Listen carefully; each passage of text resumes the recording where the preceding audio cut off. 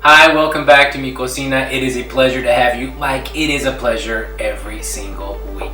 Today we are going to be making chicken or beer can chicken here inside. Now you've probably seen this done outside at the grill. This time we're going to be doing it inside. This is going to be easy for you. Make something very delicious, something that you're going to enjoy giving to your kids and to your family. It's gonna look good, it's gonna taste good. Now, the basis of this, or the reason why this works, is because this beer, we're gonna drink this much of it. We're gonna drink this much of it, and this much here is gonna it's gonna be boiling. Now, we're gonna stick this beer up this chicken's back door. And then the steam from the beer is going to fill that chicken up and keep it very, very moist. Now, granted, we're going to cook it at about 250 degrees Fahrenheit, and we're going to pull it out of the stove once the temperature gets to about 160 degrees. Now you have to cook it to 165 according to the experts to kill all the bacteria. But if you take your chicken out earlier, before 165, and allow the chicken to continue to cook, in other words, you let it rest a little bit, then it'll go up that additional 5 degrees on its own and it will be ready to go.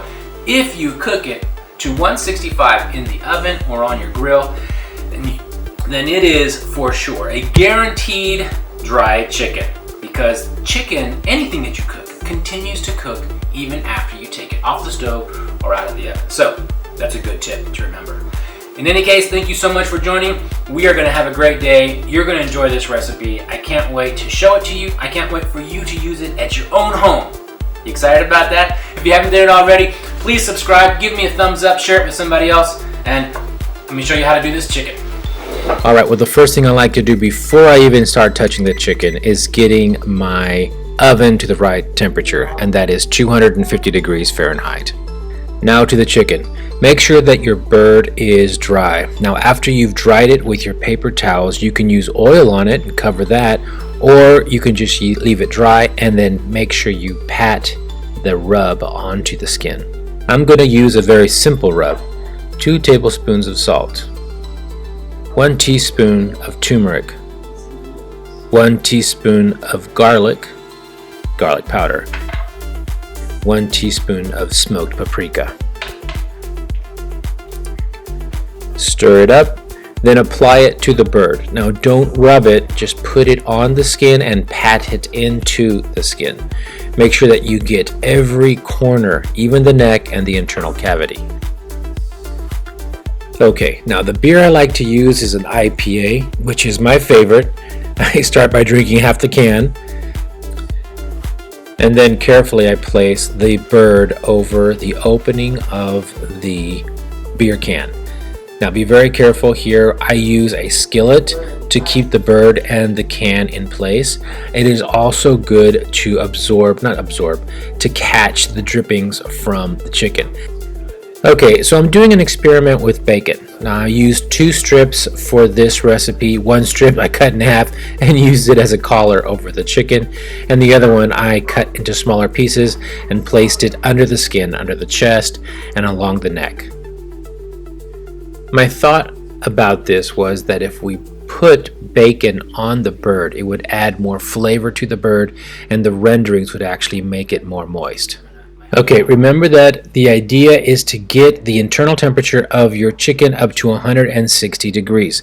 We're going to do low and slow.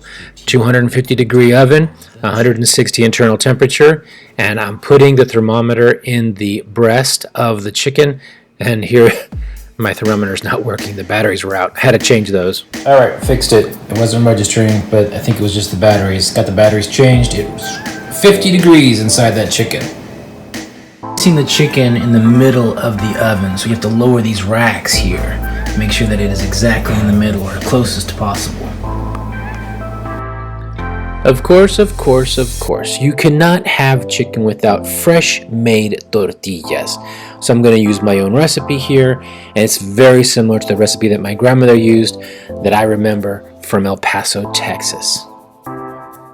And my recipe called for 150 grams of lard. I didn't have 150 grams of lard, so I improvised and used some fat rendering from a roast beef that I had made yesterday. Okay, this is an experiment. I've got 149.9 grams of fat lard. This is from the roast beef that I made earlier. Now we're gonna make the flour tortillas. The fat rendering from the roast beef actually gave the tortillas a rosemary flavor to them. So if you want to know what that tastes like, it tastes like rosemary tortillas. It is really a beautiful flavor, and it made the kitchen smell amazing. Okay, well, right after you add the hot water, you want to mix that flour together just like this. It's going to be a little sticky, but it's going to start pulling away from your hand. That's when you know it's time to let it rest.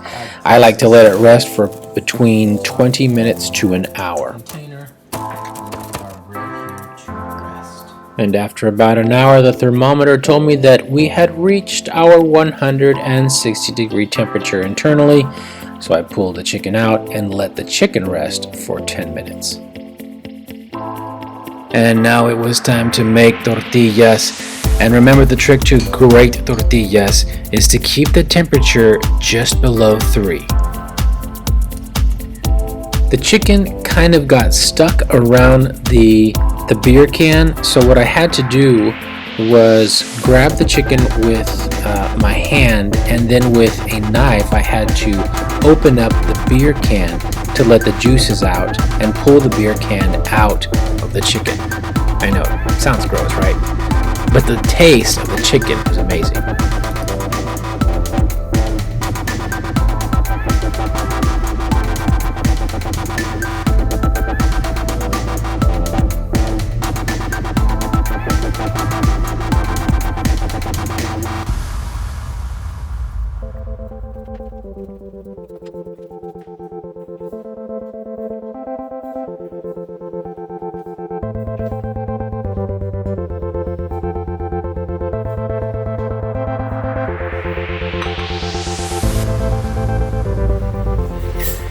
Very good.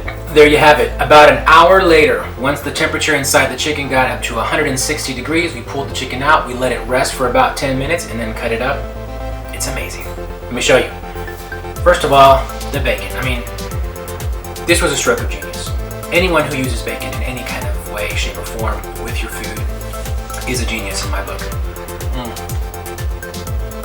Now, the chicken, we used a rub with salt, paprika, and turmeric.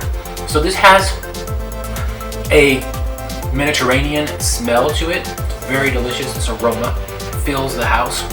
The beer that came up made the breast extremely moist and juicy. I don't know if you can see how juicy that is.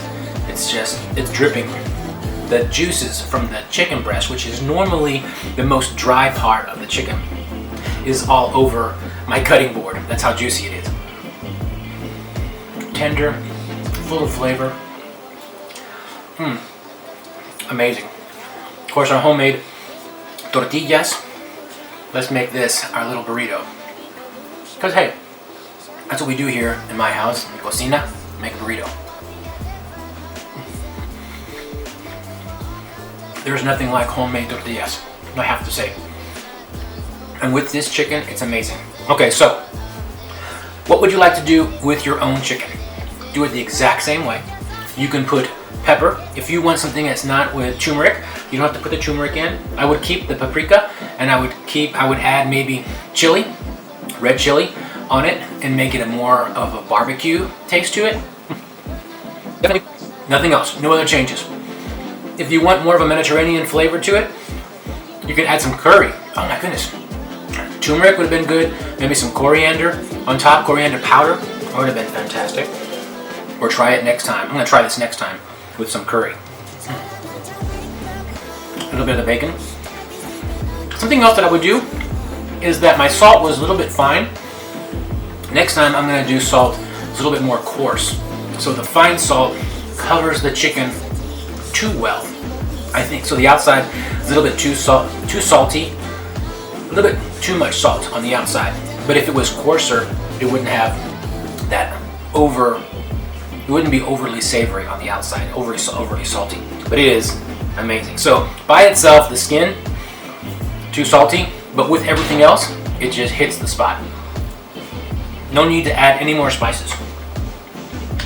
This is exactly what you want. Thank you so much for tuning in. I appreciate it. Give me a good thumbs up. I can't wait to bring you another recipe next week. So until then, mi cocina es tu cocina. I'll see you later. Did you say tu cocina es tu cocina? Mi cocina es tu cocina. Oh, I thought you said. Okay. I thought you said your kitchen is your kitchen. No, mi cocina es tu cocina. Okay. I thought you said tu cocina.